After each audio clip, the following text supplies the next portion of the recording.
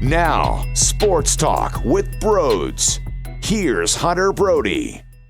What is going on, everyone? Welcome to Sports Talk with Broads. I am pissed off. I am so pissed off with what I heard out of Andy MacPhail today. I am convinced I will never see good Philadelphia Phillies baseball ever again in my life, and that truly does eat me alive. Now, before we dive into what was said and how I feel about the future of this franchise, we are broadcasting live from the Manscaped Man Cave. Get 20% off and free shipping with the code BROD at manscaped.com. It irritates me to hear these individuals speak, specifically Andy MacPhail today, but the way John Middleton has spoken to us in the past before, pretty recently too, it's annoying. It really is. It's almost as if these two, they can't feel the vibe. They don't understand where they stand right now. They can't feel the tension with the fan base. The fan base is so upset with you, it's ridiculous. You are a fraud, John Middleton. You are a laughing joke. You want the damn trophy back? You need to do a lot more than what you have provided. Yeah, you got Zach Wheeler, Bryce Harper, Joe Girardi. You need to fill out this roster in so many other damn ways. You need to get a front office in here that can actually put together something that will compete. We haven't seen playoff baseball in years, and I need it. I really do. I've always been a fan of baseball, but I will say, over the last 3 or 4 years, my love has intensified. I have dove into the game at such another level, and I'm getting behind the new era of baseball. I hate to piss people off and say that, but it is reality. I'm all about the analytics. I'm all about Blake Snell getting yanked in the World Series game because that's what got them there. And for the people who go, no, I don't want analytics. Oh, really? Because the Dodgers just won using analytics, and they're the best way to really look at what the Phillies can be. An organization that can spend a ton of money and use the Rays system of analytics. Sign me the hell up. Sign me up. Go call Neander. Make this thing happen. But the names that I'm hearing, it's not satisfying my needs whatsoever. And I believe the Phillies are going to be in such a tough spot if they don't get out and get a new guy in here that can operate with useful analytics. See, the Phillies try and use analytics now, but the number crunching isn't making sense, which is resulting in poor play. Yeah, analytics doesn't work for everybody. You know why? Because there's a lot of dumb people involved trying to use the analytics, but if you don't have the proper data, you're not going to get where you need to go. Call Tampa Bay, make it happen. Yeah, you know what? It was a tough decision in Game 6, and you can argue it lost them the game, although scoring one run isn't going to beat the Dodgers. And we all know the Dodgers have way more talent anyway than the Rays. It got them to Game 6 of the World Series. Give me analytics. Give me a front office that I can believe in. I just talked about a similar situation with the 76ers before they hired Doc Rivers and this coaching staff, the assistant coaches, and the GM, Daryl Morey. I said, I don't trust this nonsense. Joshua Harris blows. Joshua Harris and everyone else that has a voice in the Sixers organization, they are clueless. And you can't operate when those type of individuals are making basketball decisions. They need to get a new, fresh set of eyes. They needed to get somebody else in there that can handle a basketball of operations role. They go out and sign, or hire, I should say, all of these people during a pandemic. Oh, hold on a second. That's allowed? Yes, it is, John Middleton. Tough day for you to send out MacPhail and say, tell everybody, tell the Philly fan base that this is going to be a tough season. They are taking hits financially. Oh, yeah? A few days ago, Joshua Harris, a guy who I don't have a lot of trust in, just spent a shit ton of money going out and getting the best guy available in Daryl Morey. I bet you he paid Doc Rivers a ton of cash too. And oh, by the way, Brett Brown got canned. There was time left on his contract, and all these coaches that are in the mix, the assistant coaches, some of them had some praise to be a head coach, so I'm sure they're not cheap either. My point being is, here you go. Here you have the Sixers, who have a very sloppy and poor ownership group, They're willing to go all out, knowing that what's happening in basketball right now is a nightmare scenario. They don't know if they're going to get 72 games in. I saw a 50-plus game type schedule where they're trying to end before the Olympics, but that scenario would put them after the Olympics. I mean, there's just so much information that's crazy right now. But it's okay, because I need to make sure that my franchise goes in the right path, says Joshua Harris, David Blitzer. But John Middleton, the biggest fraud in the world, isn't going down the right road. And that bothers me. I get that it's fair to say things will be different financially. I'm not with the crowd that says, you're a billionaire, who cares, go spend billions. That's not how it works. They're billionaires for a reason. They do have to worry about the business side as well. Whether you like that or not, it is facts. It is reality. I know you probably don't want to hear that, but you need to hear it because it's how things go. It's how it operates. So I think it's fair to have that in mind as an owner, but the way that they are selling it and the way that they are using it as an excuse, I think it's not justifiable. They're talking about how long it's going to take. I have plenty of things I want to dive into from Andy McPhail's presser, but moral of the story here is, they're taking their time. They're talking about how people aren't going to want to make some moves when it comes to getting hired in this type of atmosphere during a pandemic. Wrong!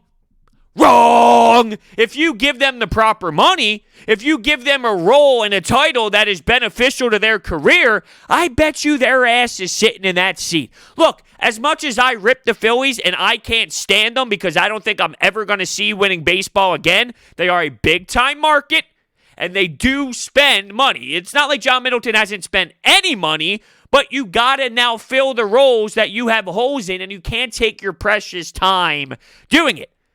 See, Ned Rice being in place, an interim GM, he's Matt Klentak 2.0.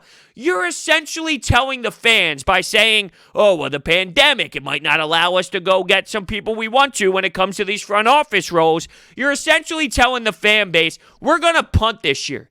We're just going to say, hey, it is what it is. It's a lost season, COVID-19. You can't do that. You can't do that. With the way you built this organization, signing Bryce Harper, getting Zach Wheeler, making the trade for JT Realmuto. And I know the JT thing is pretty interesting. I would be skeptical of signing him based off of the contract. I know you gave up Sixto Sanchez, and it's hard to say, hey, well, you made a trade for him, and then you're going to allow that piece to walk. But I don't know if I'm going to sign him to that big, monstrous deal that he is looking for. I don't think he's going to get it based off of what I've seen with certain players available now. For example, Hand being in the mix and nobody really going after him. It's showing you that market is going to be wonky. Not that it's surprising, but when you saw the Dodgers spend that much amount of money on Mookie Betts in the offseason, you thought, hold on, is it going to be as bad as you think? And then now that we're seeing other players that's not named Mookie Betts, yeah, you know what? I think it is going to be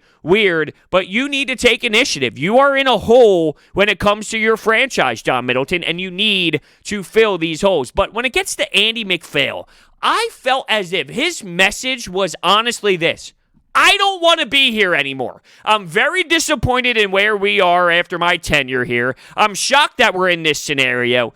I don't want to be here. If John Middleton can go land a big fish, I will step aside. So now we have a guy here who only has 1 year left on his contract, who will stay in place unless they go out and get the big fish, which is very doubtful in my opinion. So let's say they don't land the big fish. He's here. He's in the front office. He's doing whatever he does. Nobody even knows what he actually does. Was he business? He's the business operations, and Matt Klentak was baseball operations, and John Middleton was the owner. But not Matt Klentak, but Andy McPhail, I mean, he had decisions when it comes to front office moves.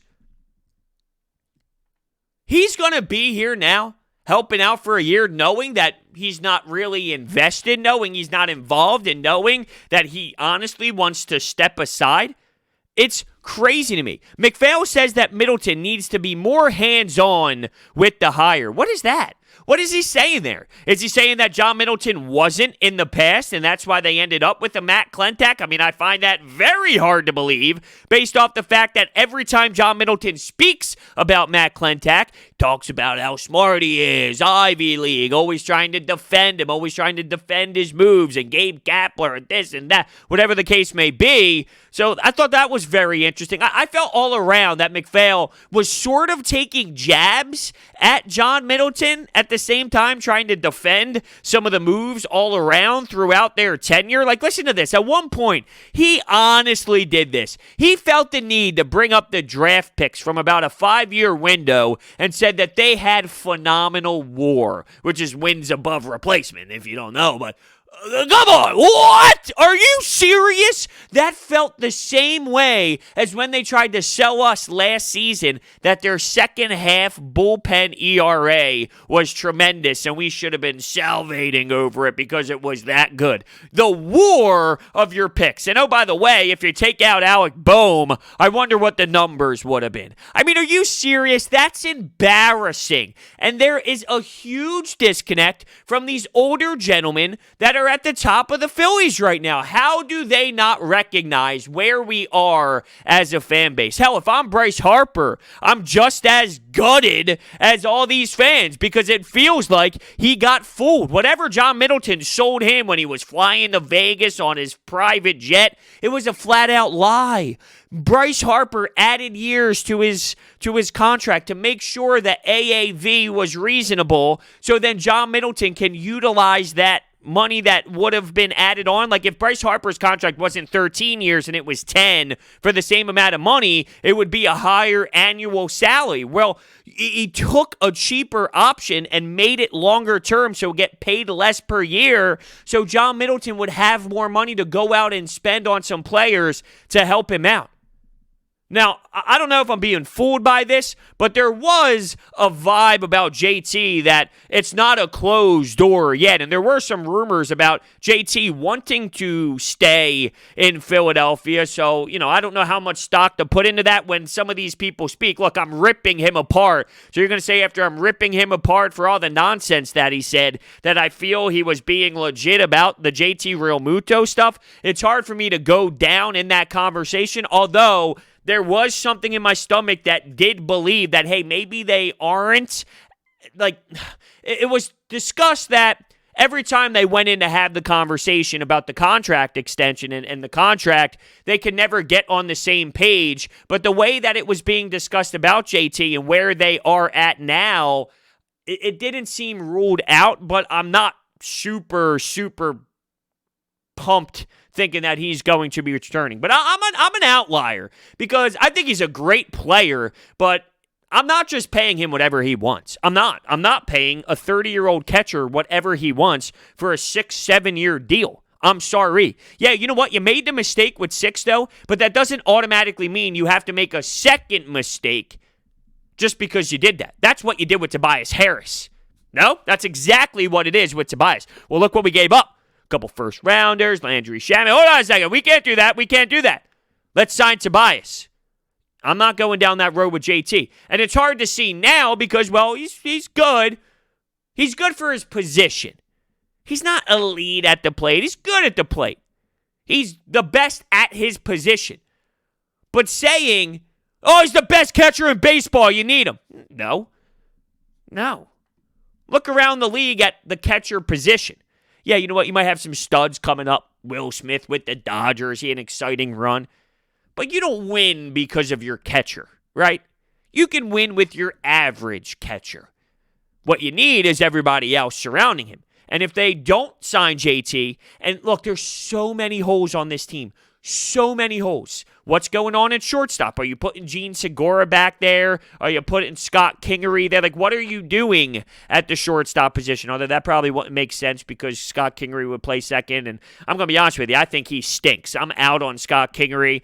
Stinks is a little harsh, but he's not what I anticipated that he would become. You have so many holes, though. What are you doing at shortstop? What are you doing at center field? Roman Quinn and Adam Hazley, I'm sorry. And as much as I'm intrigued by Hazley to be a something, some sort of role player. Don't give me that he deserves a chance to start. That's not winning baseball. Adam Hazley being in center field, that's not winning baseball. When are we going to change and become a winning team, right? So you're going to have to fix the entire bullpen. You're going to need a ton of bullpen arms. Right now in the starting rotation, you're losing Jake Arrieta. That's nice. A lot of money comes off the books. What are you going to do to fill that void? Aaron Nola, Zach Wheeler, a good 1-2 punch. What are you going to do in between Wheeler and Eflin? What's going to be that number 3 spot? I like Eflin. He's a good 4 or so, and you know Spencer Howard's going to be the 5. What are you going to do at the 3? Well, if you end up not signing JT, you have money to play with, because you know that they are squeezing for every single damn nickel and penny, and that's going to be a big difference on where this team goes. And I don't feel great about it. Now, to be clear here, I'm not saying I don't want JT Realmuto here at all. It depends on what the terms would be, the money, right? But I'm not going out and just spending it because you gave up a lot for JT. I think that you will see a lot of trouble down the road. People right now are so focused in the moment of JT. You're talking about a catcher at 36, 37 years old, and I don't want to hear the DH or the put him at first base. There's too many of those guys. Rhys Hoskins, Alec Boehm, then it would be JT Realmuto. Like, there's so many players on this team that needs the DH because they're poor at playing defense or whatever the case may be. If it was JT's case, it would be he's getting too old to catch. No. You can't go down that road. You're going to be stuck there with the DH, and the DH isn't what it used to be. A DH now is, and this could be all analytical and sports science, but it's almost like a break day for some of these players where they can still get a chance to hit in the lineup. Your DH isn't the same as it once was, is my point. There's no, like, legitimate set DH, and that's who's DHing all the time. It's so matchup based and who needs a break and all that. I mean, there's so much more that goes into it today. So I need to tell you about my friends at DraftKings. DraftKings has brought their expertise to legal sports betting. It's a legitimate sports book based right here in the U.S. So you can rest assured that your funds are totally secure. DraftKings, America's top-rated sportsbook app, is safe, secure, and reliable. Deposit and withdrawal at your convenience. Listen to this deal. It is outrageous. All new users have a chance to earn a sign-up bonus up to $1,000. Download the app and sign up using code BRODES, BRODES. Head to the DraftKings Sportsbook app now and check out all that they have to offer, including player props, live betting, and so much more. If sportsbooks are not yet available in your state, don't forget about the DraftKings Fantasy app, offering millions of dollars in total prizes every single week. And if you or someone you know has a gambling problem, crisis counseling and referral services can be accessed by calling 1-800-GAMBLER. Gambling problem, call 1-800-GAMBLER. So the more and more that I think about what went down and what has been being said for not just this press conference, but press conferences in the past, John Middleton speaking, I honestly feel that we are screwed. It sucks. It really does suck, but I don't see that they are headed in the right direction. They are now in this awkward phase where they went out and signed some players, and you thought that you would be trending in a different direction, yet you are stuck. You are absolutely stuck. You have a system that blows. They have no prospects whatsoever. Bringing up Spencer Howard, who I don't even think is that good, and I'm not going to write him off and shut him down based off of a handful of games, but he hasn't wowed me at all at any point. I saw a 97-mile-per-hour fastball a couple times that I got all giddy for just because that's me when I see a Philadelphia Phillies player pitching pretty damn fast, because you get Cole Irvins half the time that throws a 2-mile-per-hour fastball, and that's the way that this organization seems to think pitching is done in the year of 2020.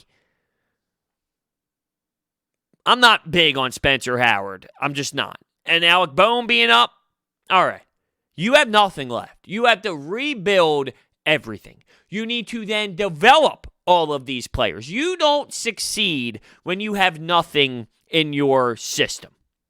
Look at all these teams that are great.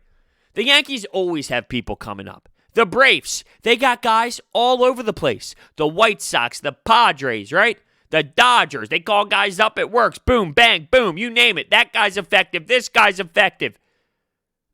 these good organizations constantly have guys moving. You know why? Because they can make trades with other teams. They can go out and make an explosive trade, give up a ton of prospects to acquire someone big. Mookie Betts going for Verdugo, going for other guys. All right, well, guess what? Verdugo's killing it in Boston. He had a pretty damn solid start to his career, but because you can keep hitting on players, develop them, grow them, guess what?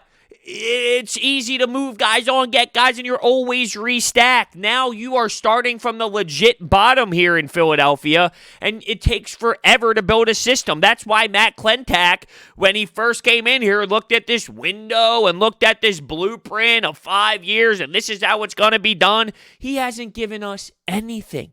He hasn't done a damn thing. This team went from awful to 500, and now they are stuck, wiped clean. They spent all this money, historic bullpen. That's not good enough. That's not good enough at all.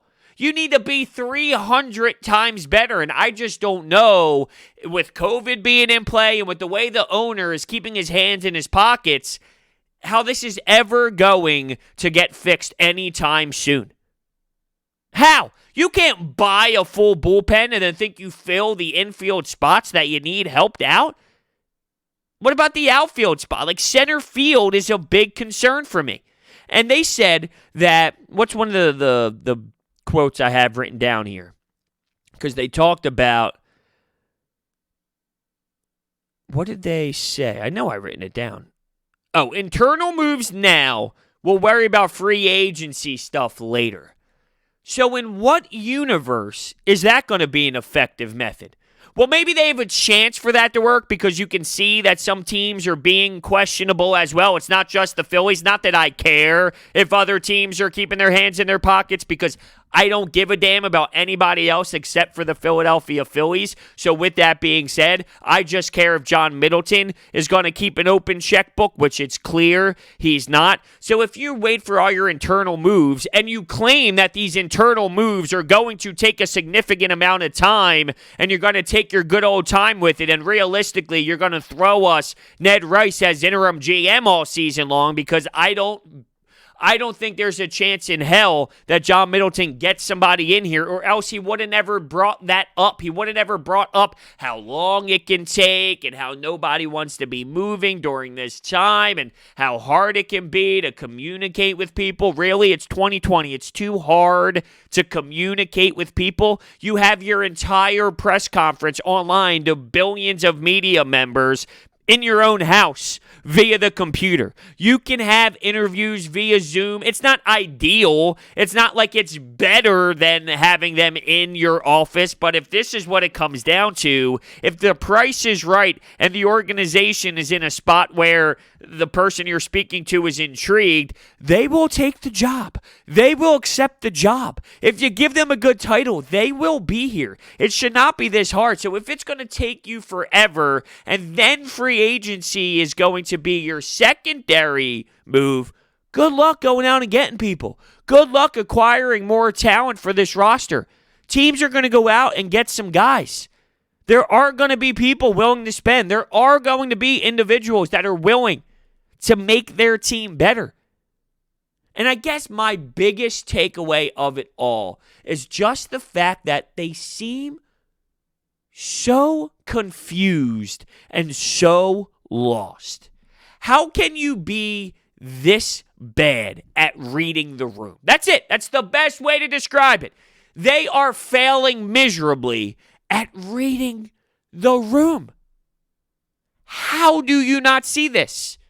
You will easily lose fans. The Phillies, they were able to go under the radar for so many years because you know what? They play in the summer. People do a lot in the summer. They go down the shore. They do this. They do that. But then they sign Bryce Harper. And once you sign Bryce Harper, there was a new identity. There was a face of baseball involved in your ballpark every single night, right? Like, Bryce Harper's very powerful. That brought a lot of people back in. You get JT, big name, Joe Girardi. You have now changed to a franchise that has people at least engaged, looking, watching. They got to see Bryce Harper. They know how big of a star he is. Once you make those type of moves, The intensity is there. The expectations go up. Now we expect you to continue. Now we expect you to build off of what you started. You don't just start it and then go, nah, I'm done. No, thank you. We'll go in another direction. And I don't care if there's a pandemic or not. It's your duties. It's your duty as an owner in this city to make sure once you started this thing that you continue to ride with it, because you ain't getting a free pass from anybody. Once again, I'm not part of the crew that screams, go spend all your money. I don't care about your money. No, it's a business. Be reasonable, but you can't do what you're doing now. What you're doing is not reasonable. It's very pathetic, and I'm embarrassed. I'm embarrassed for McPhail. I'm embarrassed for John Middleton. And the way that McPhail is giving off this body language and what he's talking about how he stepped aside. Something tells me that he is not liking what's happening behind the scenes. He was talking about how there needs to be a baseball ops guy and a business ops guy. That's what has to be underneath the John Middleton. And, it's almost like he was taking shots because maybe he's uncomfortable with the way things currently are going, and it wouldn't be going down this way if he was the one that could make the decision. Something tells me that he is just underwhelmed with not the results on the baseball field. That's inevitable. That's obvious. But it's like what is happening behind closed doors and with ownership. Calling out John Middleton a couple times. I mean, it was very, very noticeable. I'm looking at some other stuff that he said. I mentioned the COVID-19 stuff. He uses as an excuse that the Sixers are hiring Doc Rivers and Morey. Will take time to hire someone. Will be a problem while the Angels are making moves. Go get your guy. Please. Call up the Rays. It's that simple to me. It shouldn't be rocket science. Hey, Neander, what are you doing? Do you want to have a real payroll? Do you want to bring what you did in Tampa Bay to Philadelphia? Now, I know Philadelphia Philly fans wouldn't buy it. I know that they would hate analytics, third time through the lineup. Oh, man, it would be miserable for a lot of fans because so many people hate baseball right now, but not me. Not me. I'm on the complete opposite. I'm more intrigued with baseball than I ever have been. Give me the strikeouts. Give me the walks. Give me the homers.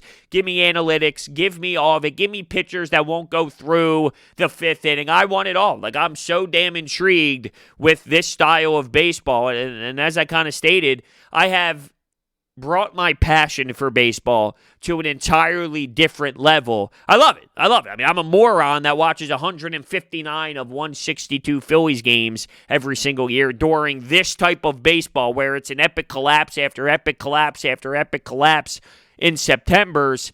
I want to know what it's like to have good baseball again. In 2008, I was 13. It was fun. I watched it, but I didn't study the game the same way. I didn't dive deep into how the game is truly played at 13. I'm just jumping up and down and watching the baseball get hit. Now, I am watching the game with a magnifying glass and taking it to another level, and I want it to matter. I want the Phillies to do it where they have a chance to compete, to make the playoffs, and I feel they are so far away, it's not even funny. They need another starting pitcher. They need a shortstop. They need a catcher. They need a bullpen. They need a center fielder.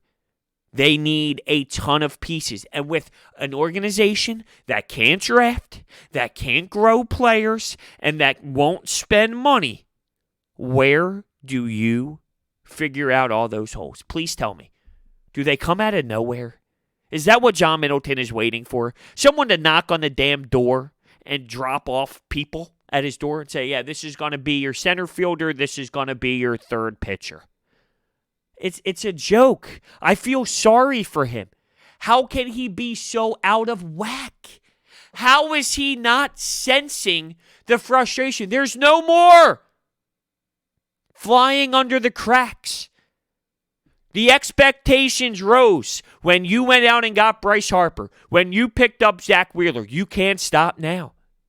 Now it has been more heavily dissected what you've done, and you keep spitting out bullshit, presser after presser after presser.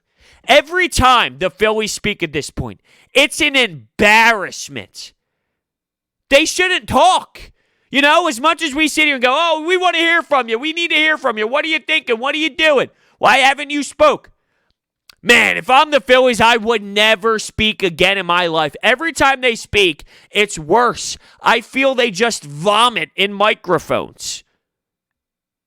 And they know what's being asked. They have a PR team. They are informed on what's coming. And they still are like this? Crazy. We're screwed. And it bothers me. It bothers me. This episode is sponsored by Orbit Energy and Power. With over 20 years of experience in the industry, Orbit Energy and Power is home to your solar experts in residential and commercial projects. Their solar program helps eliminate your electric bill completely. They offer flexible financing solutions such as $0 down. In addition, they will make sure that you receive all the state and federal incentives available for switching to solar. They also provide water purification, backup energy systems, battery storage, and more. So check out their information and phone number. It's all down below in the description.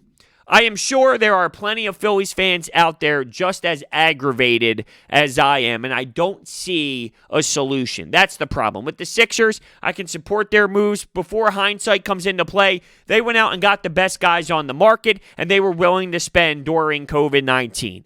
With John Middleton, I don't see the light at the end of the tunnel. And I don't know when it's ever going to be fixed. And I feel I am stuck as a Phillies fan watching trash baseball. Is there worse baseball? Yes. But trash, to me, because we are just going through no playoffs every year. And we are so accustomed to no playoff baseball.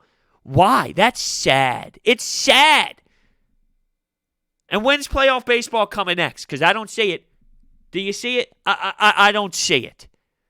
So thank you all so much for listening. And I will see you next time.